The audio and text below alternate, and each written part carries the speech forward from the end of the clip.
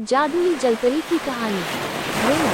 घृणा यानी नफरत एक ऐसा जहर है जो किसी भी रिश्ते में अलगाव ला सकता है। घृणा का असर द्विपक्षीय होता है, जिसे समझाने हेतु ये कहानी लिखी गई है। मुझे पूरी आशा है कि यह आपके ज्ञान चक्षु खोलेगी। उमेश और विष्णु कई वर्षों से दोस्त थे। दोनों के पिता रेलवे में नौकरी करते थे। विष्णु भी अपने पिता की तरह रेलवे में नौकरी करना चाहता था, इसलिए वह रेलवे एग्जाम की तैयारी कर रहा था। वहीं उमेश का पढ़ाई में बिल्कुल मन नहीं लगता था, इसलिए वह विष्णु का भी मन भटकाने की कोशिश में रहता था। दरअसल विष्णु उमेश की तुलना में पढ़ाई में ज्यादा होशियार था, इसी वजह से उमेश मन ही मन उससे घृणा करता था।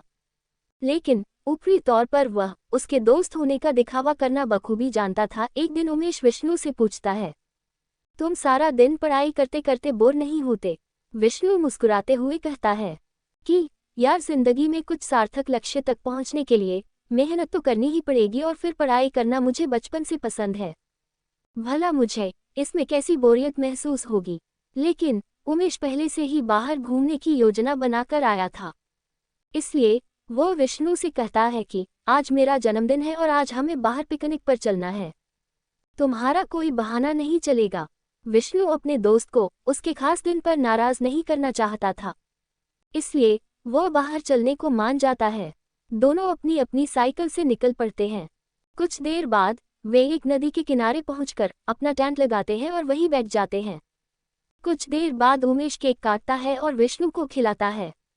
विष्णु भी बड़े प्यार से अपने दोस्त को केक खिलाकर उसके चेहरे पर लगा देता है। कुछ देर मस्ती करने के बाद दोनों नदी में नहाने के लिए कूद पड़ते हैं।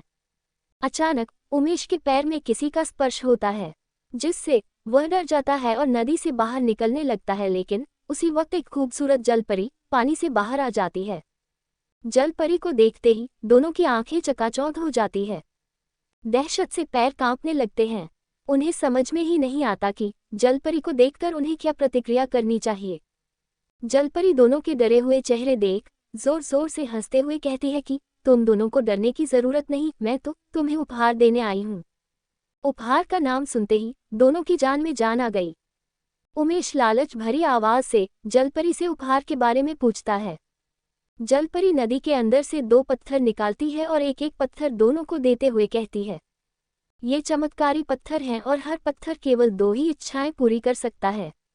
लेकिन ये सीधे तुम्हारे लिए काम नहीं करेंगे, बल्कि एक दूसरे के लिए जो कुछ भी मांगा जाएगा उसका आधा तुम्हें मिलेगा। इतना कहते ही वह पानी के अंदर वापस चली गई।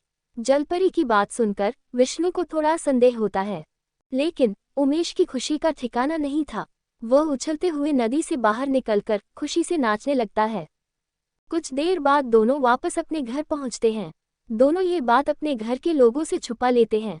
उमेश को मन ही मन लग रहा था कि विष्णु तो पहले से ही उससे बेहतर है, वह उसके लिए क्या मांगे। वह विष्णु से कहता है, तुम मेरे लिए बहुत सारी दौलत मांगो ताकि उसकी आधी तुम्हें भी मिल जाए, और मैं भी तुम्हारे लिए उतनी ही दौलत मांगूंगा।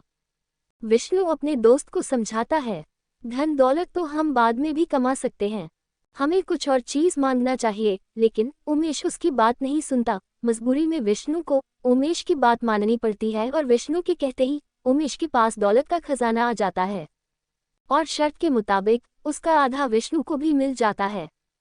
इतनी दौलत देखते ही उमेश का दिमाग चकरा जाता है। वह लालच में आकर सोचता है कि मैं तो अब धनवान बन गया, क्यों ना विष्णु से उसका सब कुछ छीन लिया जाए ताकि वह मुझसे आगे न निकल सके। और वह जलपरी के दिए हुए पत्थर से विष्णु को पूरी तरह से अपाहिज करने की कामना करता है, और अगले ही पल विष्णु पूरी तरह अपाहिज हो जाता है। लेकिन शर्त के अनुसार उमेश के शरीर का आधा हिस्सा भी अपाहिज हो चुका था। विष्णु अपने दोस्त का छल देखकर दुखी हो जाता है। उसे यकीन ही नहीं होता कि उसका दोस्त उससे कितनी घृणा करता था, जो उसने पत्थर से यह मांगा। उमेश को सबक सिखाने के लिए विष्णु अपनी दूसरी इच्छा में उमेश की सारी दौलत छीन लेता है। दौलत जाते ही उमेश विष्णु के सामने गिड़गिड़ाते हुए कहता है कि मुझसे गलती हो गई, मुझे मेरी दौलत लौटा दो। लेकिन तीर कमान से निकल चुका था। फिर भी उसे रोते हुए देख विष्णु उससे कहता है कि मैं तुम्हें अपनी सारी दौलत दे दूंगा, लेकिन पहले तुम मुझे पूरी तरह ठीक करो। दौलत मिलने की लालच में उमेश पत्थर से अपनी दूसरी इच्छा में विष्णु को पूरी तरह ठीक करने को कहता है और अगले ही पल विष्णु पूरी तरह स्वस्थ हो जाता है। लेकिन परिणाम स्वरूप उमेश अभी भी 1/3 शरीर से अपाहिज ही रहता है। दोनों इच्छा पूरी होते ही पत्थर अपने आप गायब हो जाते हैं। तभी विष्णु वहां से उठकर जाने लगता है।